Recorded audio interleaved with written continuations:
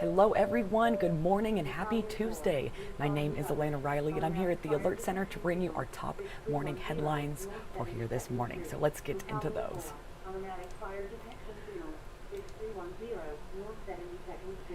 My top one here for you is that today the Omaha City Council will vote on an ordinance that would make camping on public property a misdemeanor. So that's the homeless encampments there on public property.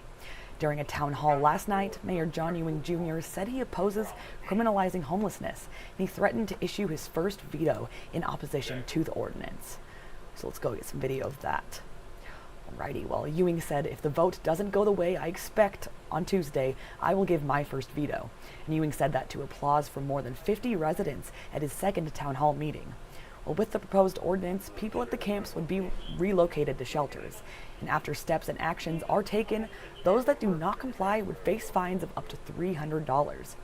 But the mayor's next town halls are scheduled for Wednesday at the Montclair Community Center and next Monday at the Saddlebrook Community Center. They're both from 6 to 7:30 p.m.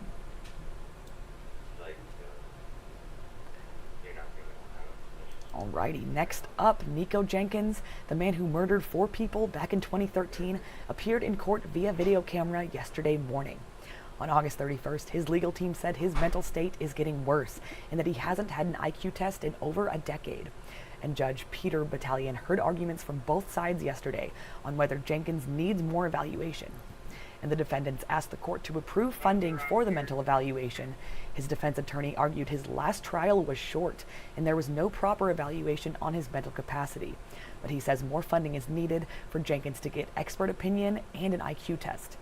And both sides discussed that Jenkins has had 3 IQ tests, but they are all more than 10 years old. And the defense argues this is not currently an adequate assessment. The Battalion decided that he will take matters under advisement as he reviews prior cases before he makes an official decision on this.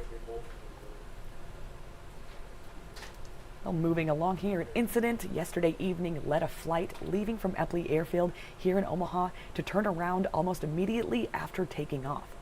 According to CNN, the emergency landing began just 18 minutes after takeoff. That was at 6:41 p.m. yesterday. The American Airlines flight, it was bound for Los Angeles, landed because the pilot could not communicate with flight attendants. And the pilot also reported hearing someone outside the cockpit door. But once on the ground, investigators found the interphone system on the plane had failed, and it was the flight crew that the pilot heard knocking on the door. Well, Flight 6469 was operated by SkyWest Airlines, is what CNN reports.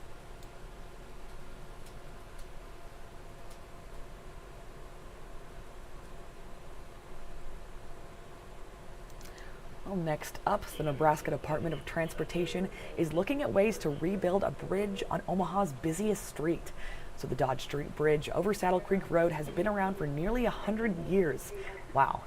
There are plans to replace it, even though it is a National Historic Landmark and America's first cross-country highway. But an official with NDOT says they plan to work with historical societies to find the best way to preserve the history of the structure. And though the project isn't slated to start until 2029, trying to figure out how to replace the bridge without closing Dodge Street for months is a concern. NDOT wants public input on this project, and several informational sessions will be planned in the future. That's what we are told. Are you coming to meet with that company? Where are you located? My next headline is that new federal guidelines have removed Supplemental Nutrition Assistance Program eligibility for some people in Nebraska entirely. In a release on Friday, the Nebraska Department of Health and Human Services shared that SNAP eligibility has been limited to those who reside in the U.S. and are a citizen lawfully admitted for permanent residence with no intention of abandoning their residence in a foreign country, Cuban and Haitian entrants, and allowed to live and work in the U.S. under the Compacts of Freedom Association. Eligibility has been removed for refugees, those granted asylum, and any others not mentioned in those points above.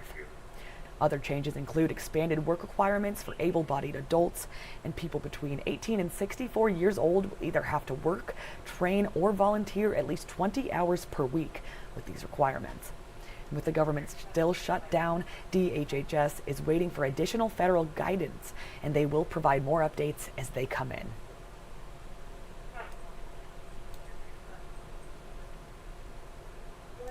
Well, last up, the Douglas County Election Commission has released more deadlines for those voting in the upcoming special recall election in Valley. Residents have until 6 p.m. on Friday to ask for a replacement ballot. One would want this option if they did not receive a ballot or if there is a mistake on the ballot they got. You must send a request for a replacement ballot to the Election Commission in writing. They cannot be requested over the phone, but you can contact 402-444-8683 for the replacement ballot application. These completed applications can go to a Dropbox or be mailed or delivered to 12220 West Center Road or fax to 402-444-4181. Another option is to send a clear picture or scan of the completed form to early.voting at douglascountyne.gov. And valid drop boxes are at I mentioned this location earlier, 12220 West Center Road here in Omaha, 15505 West Maple Road in Omaha, and then 2100 Reading Plaza there in Elkhorn. All right, that is all I have for you this morning. We'll head to our website at First Alert 6 to check out this web story for more. That is 6 things you need to know. Of course, today is Tuesday, October 21st. I bring this to you at about 6 a.m. every weekday morning.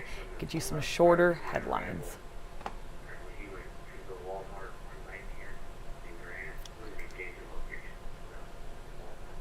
Along with that, we have this live stream in the 8 a.m. hour every weekday morning as well. So I really appreciate you joining me here and have a great, great start to your day.